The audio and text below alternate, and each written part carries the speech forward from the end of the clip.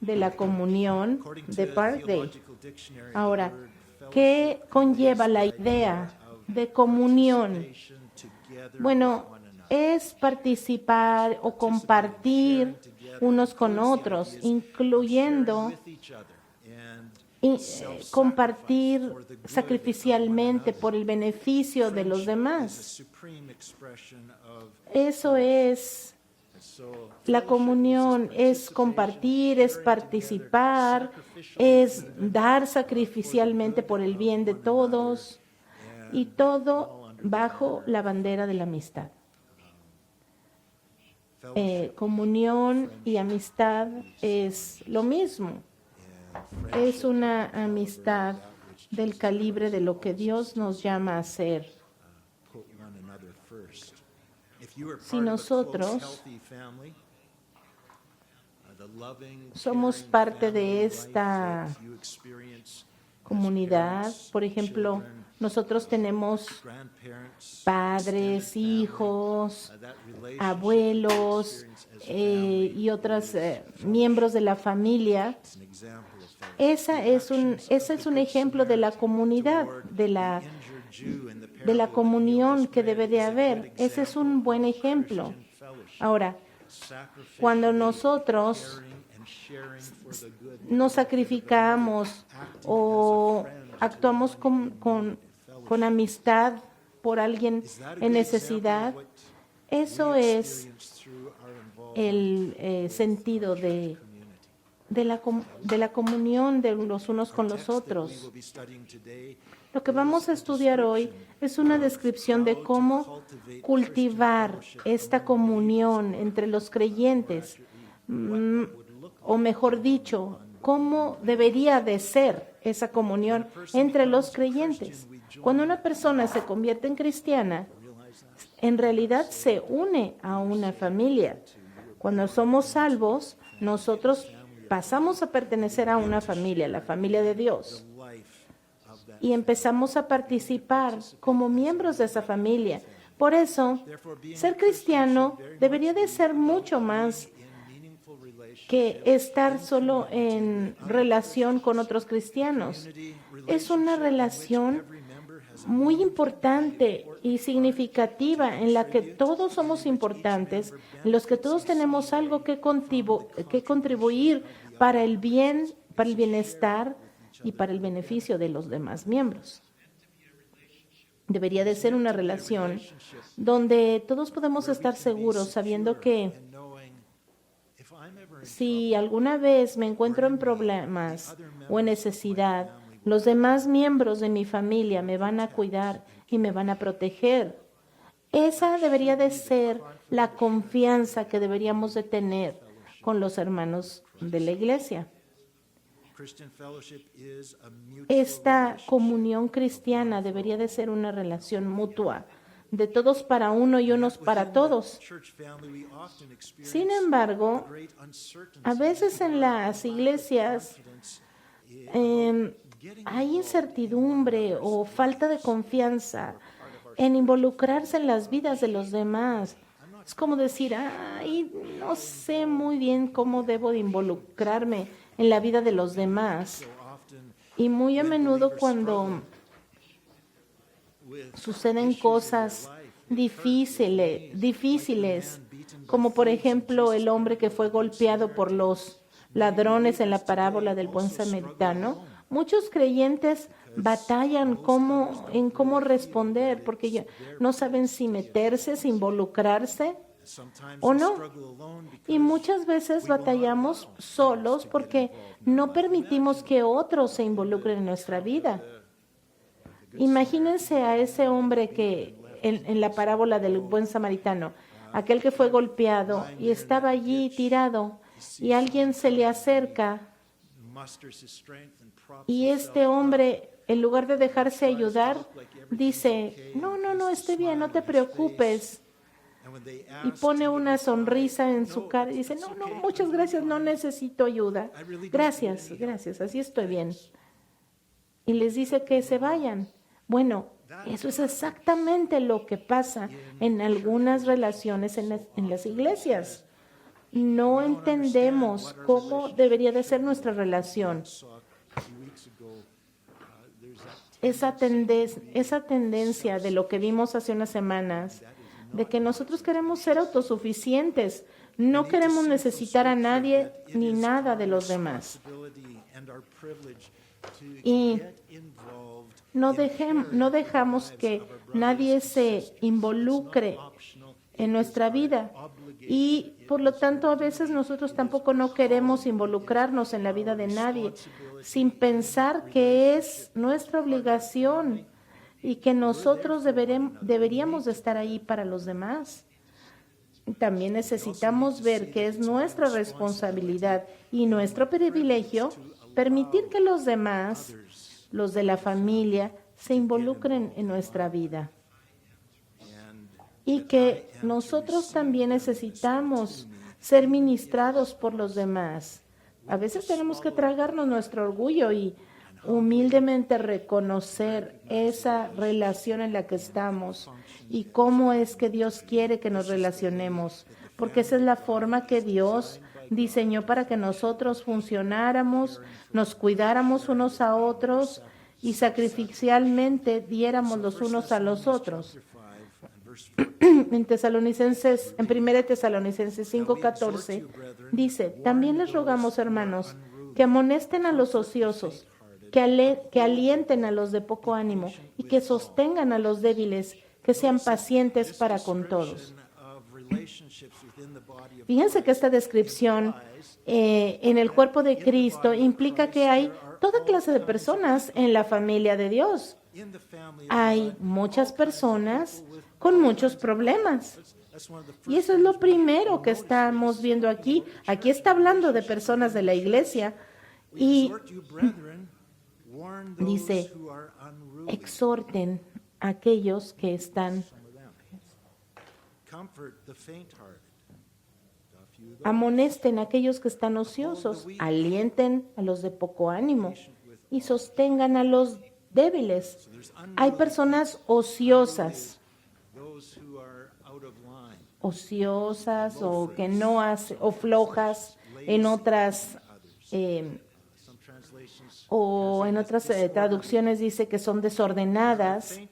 También hay personas que son, pues que tienen poco ánimo.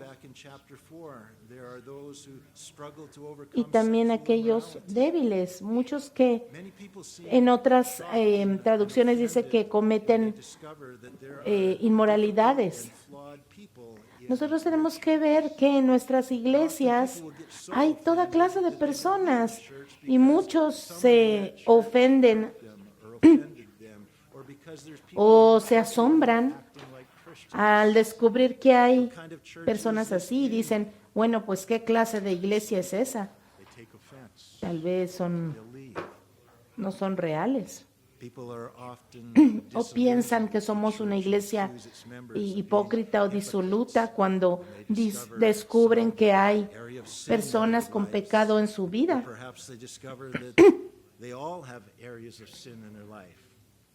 Todas las personas en la iglesia tienen problemas. Bueno, y algunos dirían: bueno, ¿qué clase de iglesia es esa?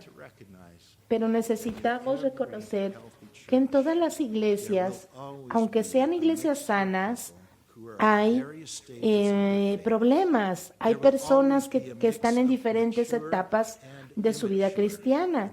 Hay una mezcla de cristianos maduros y jóvenes cristianos también. Hay cristianos que están bien animados y hay aquellos que están desanimados, otros que son fuertes en su fe y otros que son débiles. Hay ricos y pobres, humildes y orgullosos. Acuérdense, también hay trigo y cizaña, es decir, genuinos cristianos y solamente personas que asisten a la iglesia pero no son cristianos en realidad.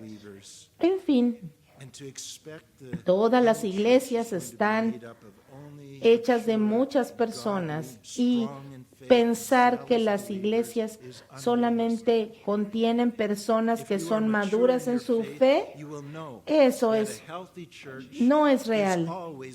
Ustedes, si son maduros en su fe, ustedes sabrán que una iglesia saludable siempre está alcanzando a los débiles y batallando por aquellos que el enemigo quiere sacar de la iglesia. Y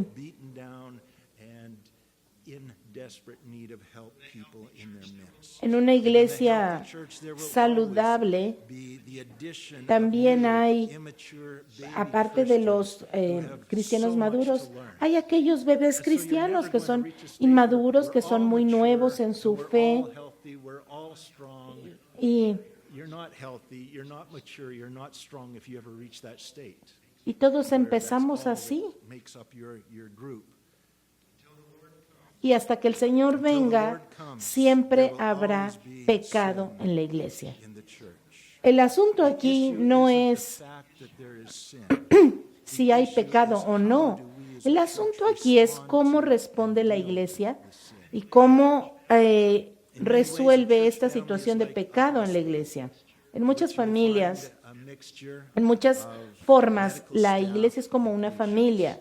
También es como un hospital que atiende las necesidades de los enfermos. Los pacientes son aquellos espiritualmente débiles, batallando con pecados o con falta de fe o con desánimo, o con aquellos que son criticones o que están de ociosos buscando el error en los demás. Esos son los pacientes, esos son los que están en necesidad de cuidado.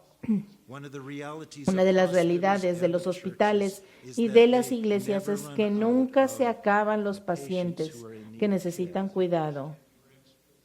Y si como cristiano tú esperas encontrar una iglesia perfecta donde solo haya cristianos maduros, saludables y buenos, bueno, es como querer ir a un hospital donde solamente hay personal médico, pero no hay pacientes. Así que vamos a ver lo que nuestro texto está diciendo acerca de esta mezcla que se llama la iglesia. 1 Tesalonicenses 5:14. También les rogamos, hermanos, que amonesten a los ociosos. Los que no son ociosos, tienen que exhortar a los ociosos. Y no me estoy refiriendo a un trabalenguas aquí. A ver, voy a tratar otra vez. Los que no son ociosos, ayuden a los ociosos o exhórtenlos. También aquí pues está implicando que hay unos que no son ociosos y otros que sí lo son. También dice que que alienten a los de poco ánimo. Quiere decir que hay unos que no están de poco ánimo, que no están desanimados, y otros que están desanimados. Que sostengan a los débiles. Quiere decir que unos son más fuertes y otros son más débiles. Es decir, nosotros no tenemos que ignorar los problemas, sino que tenemos que responder con una acción acerca de los ociosos, de los desanimados, de los débiles. No tenemos que ignorar el problema, sino que así como en la parábola el samaritano fue movido a la acción y aplicó el tratamiento apropiado para ministrar a la necesidad de esta persona. Por eso tenemos que exhortar, animar, ser paciente, levantar. Eso es lo que nosotros tenemos que hacer. Ahora, vivimos en una cultura en la cual muy poca gente está dispuesta a involucrarse. Prefieren llamar al 911 y dejarlo a los profesionales. Pero no, esa no es la forma en la que nuestra iglesia funciona. Nosotros debemos movernos a la acción y ministrar a las necesidades. Para eso es que el Señor nos está equipando. el verso 14 dice que nosotros tenemos que exhortar. Esta palabra viene de la misma palabra del verso 12, que significa advertir.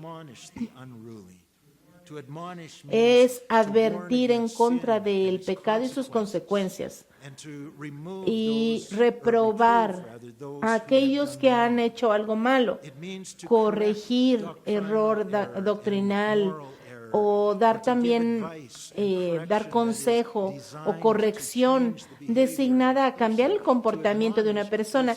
Es con firmeza pero con amor confrontar el pecado y ofrecer una solución.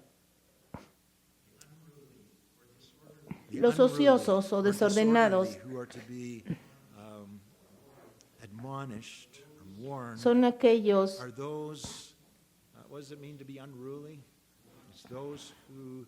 que no se someten a la autoridad, no se someten a las reglas. Son personas ociosas, flojas, que no quieren trabajar, que no quieren hacer lo que les toca hacer, que se resisten o ignoran las instrucciones o no quieren cooperar, no quieren seguir las reglas, solamente quieren hacer lo que ellos quieren hacer, vienen cuando quieren, no sienten ninguna obligación con respecto a los demás, son ociosos. Y los miembros de la iglesia no deberíamos de ser pasivos en cuanto a esto, porque esta es una persona necesitada, es una persona que si la dejamos sin tratamiento va a ser destruida. Por eso es que como hermanos y hermanas en Cristo deberíamos preocuparnos por estos hermanos ociosos, porque si lo dejamos así sufrirá un daño y va a ser una persona que no va a ser fructífera en su vida. Por eso nosotros debemos confrontar a este tipo de personas y advertirles acerca del pecado y de sus consecuencias y con amor darles consejo y corrección.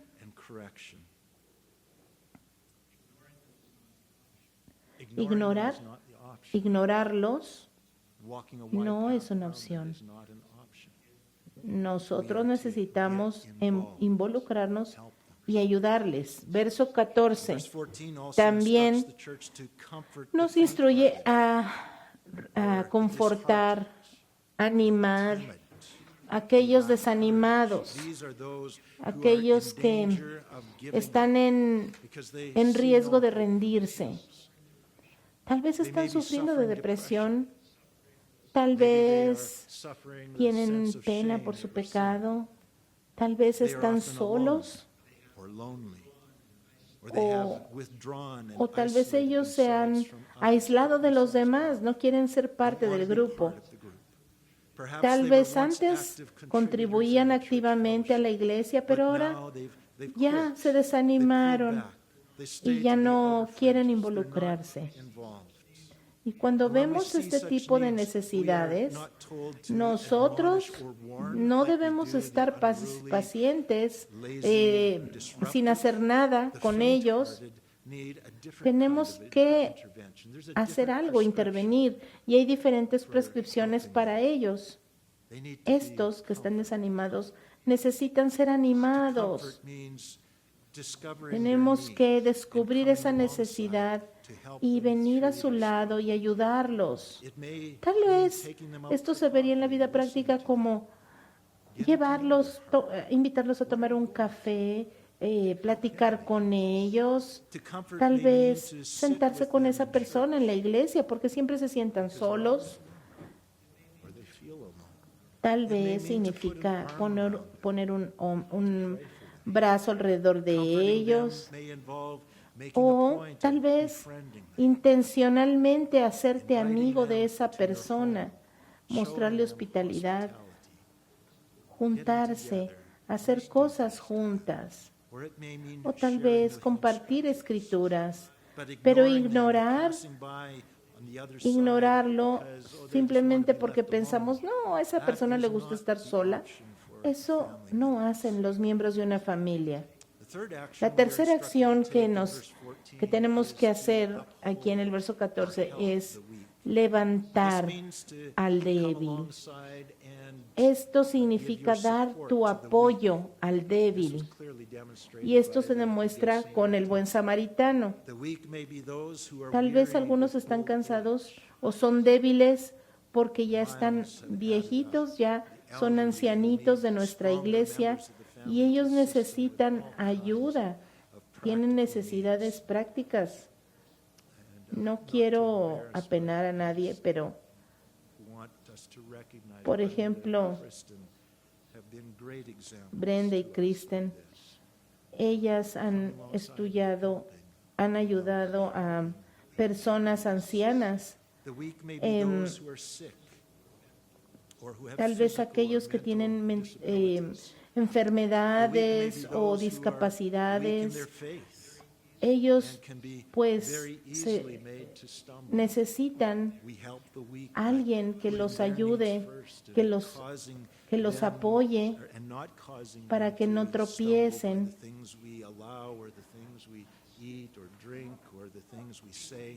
Los débiles también pueden ser inmigrantes, personas que no conocen el idioma o la cultura, o personas que están criando niños y que se sienten muy aislados y abrumados con la tarea de criar a los pequeños. Esta palabra débil puede verse de muchas maneras en nuestra cultura. Y por eso es que nosotros tenemos que apoyarlos, involucrarnos, aun cuando esto signifique que nos tenemos que gastar de nuestro tiempo, de nuestro dinero, de nuestros recursos, como en el ejemplo del buen samaritano. Cuando encontramos gente difícil en la iglesia, o miembros incómodos, o miembros que batallan, o miembros débiles, nosotros somos llamados por Dios para arremangarnos las mangas y actuar, involucrarnos en la vida de estas personas para hacer un cambio positivo en sus vidas. Vamos al siguiente verso, el verso 15. Miren que ninguno pague a otro mal por mal. Antes sigan siempre lo bueno, unos para con los otros y para con todos.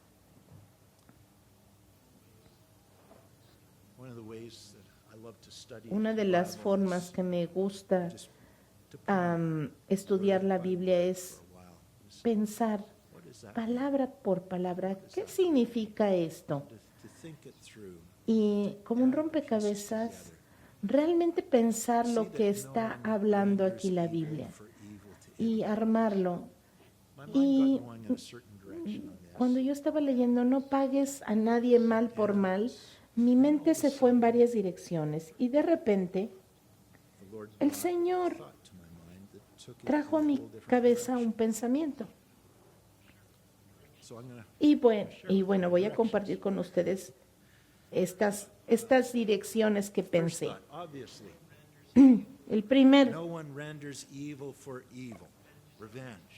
La primera cosa que nosotros no debemos pagar mal por mal, o sea, vengarse.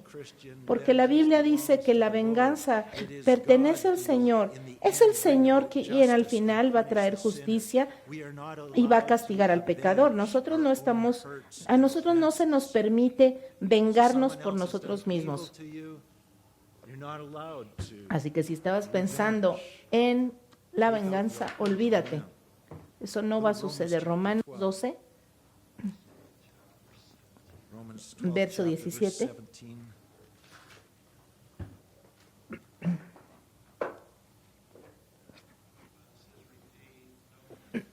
No paguen a nadie mal por mal.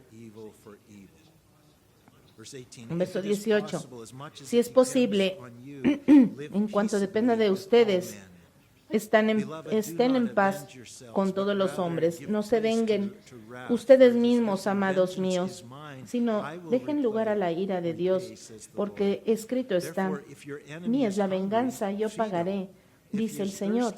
Así que si tu enemigo tiene hambre, dale de comer, y si tiene sed, dale de beber, pues haciendo esto, harás que le arda la cara de vergüenza.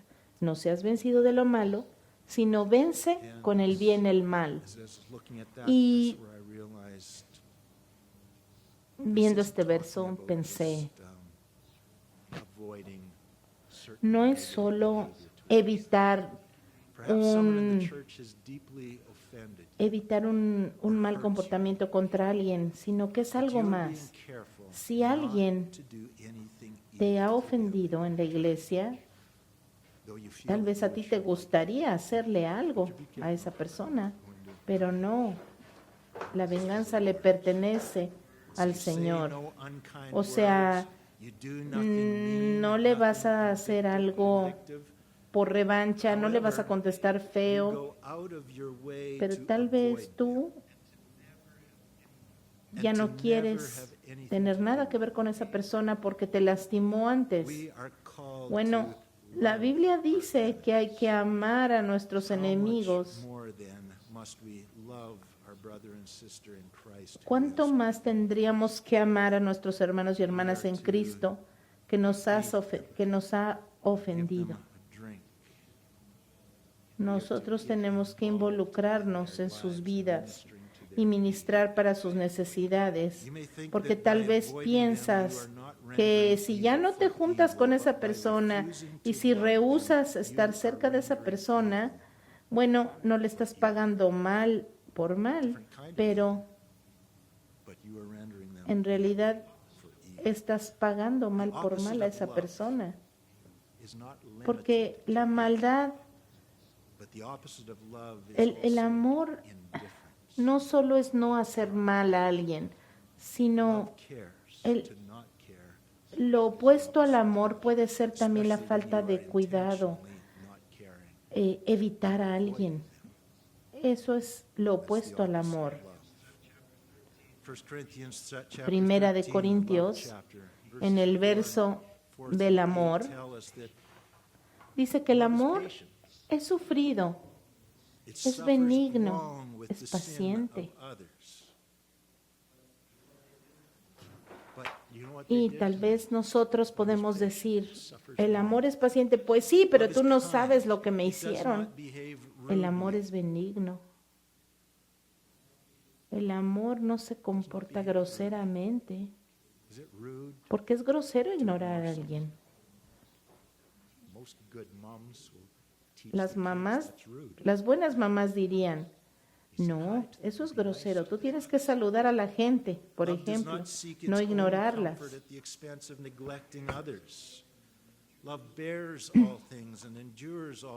El amor soporta todas las cosas. La indiferencia hacia alguien es lo opuesto a lo que hizo el buen samaritano. El levita y el sacerdote le dieron la vuelta, se fueron por otro lado con tal de no ver a este hombre. Evitar a esa persona que te ha ofendido es exactamente eso. Evitar confrontar esa necesidad de esa persona que te ha lastimado.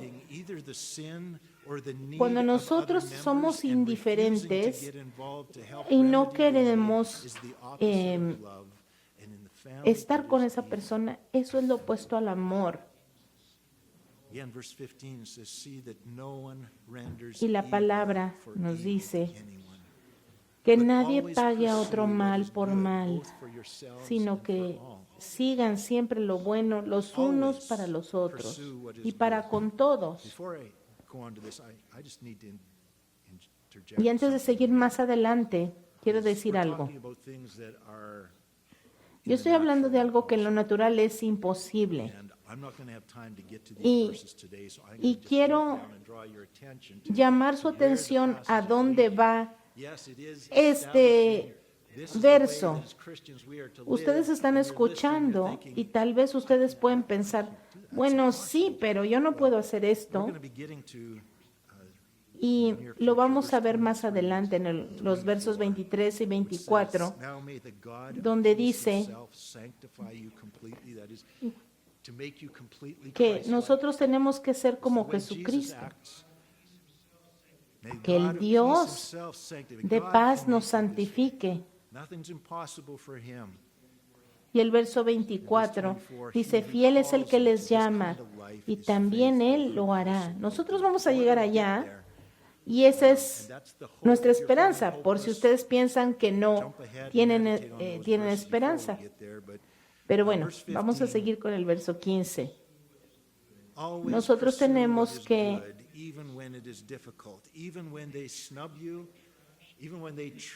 no ignorar a esa persona, aun cuando esas personas han sido malas con nosotros.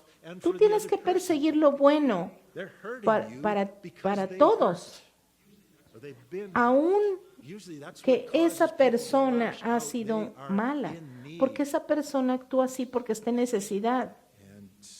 Y los miembros de la comunidad de la fe no tienen la opción de evitarse los unos a los otros o cambiarse al otro lado del pasillo para no tener que ver a esa persona. No, el Señor nos dice que nos involucremos. El amor, con mucho amor, en amor y con mucho amor, se tiene que confrontar a esa persona. Es lo que nos está diciendo el verso 15. Tenemos que perseguir lo bueno para nosotros y para los demás. Y si ellos están tratando de evitarte, tú tienes que perseguir esa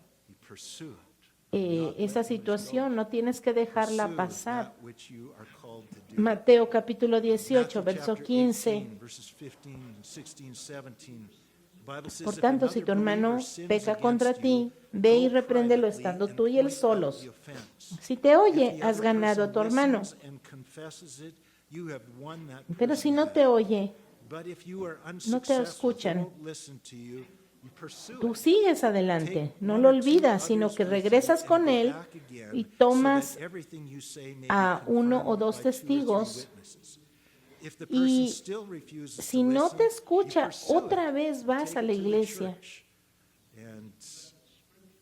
Y tienes aquí un patrón en la Biblia donde tú tienes que perseguir las cosas buenas para ti y para los demás.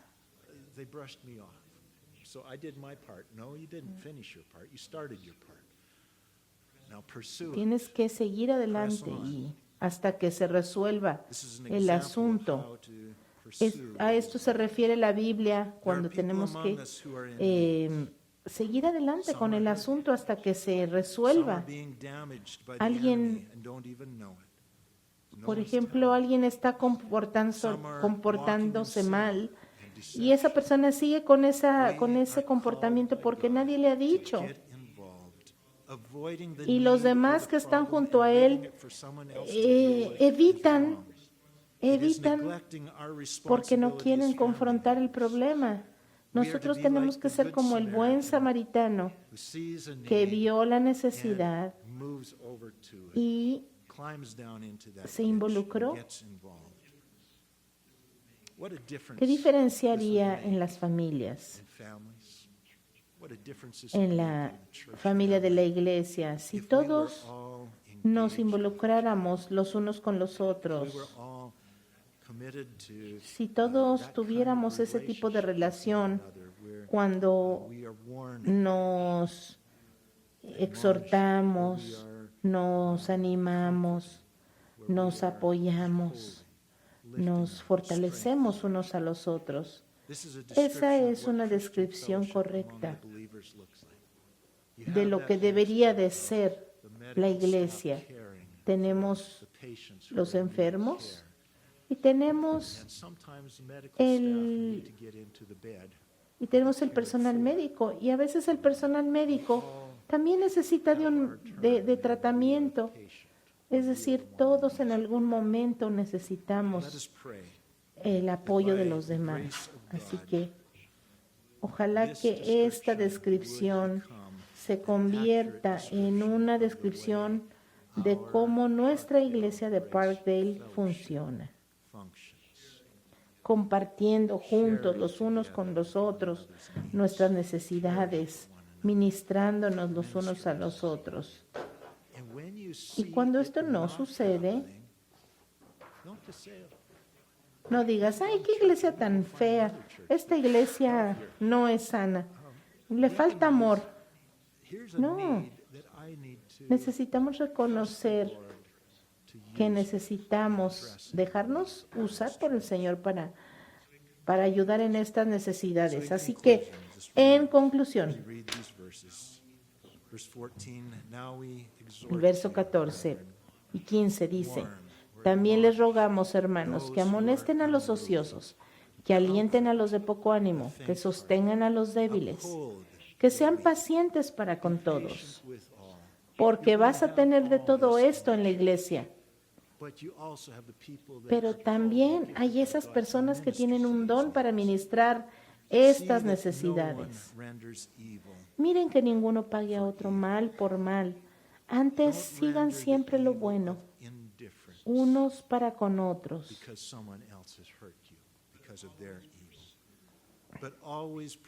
Sigan siempre lo bueno,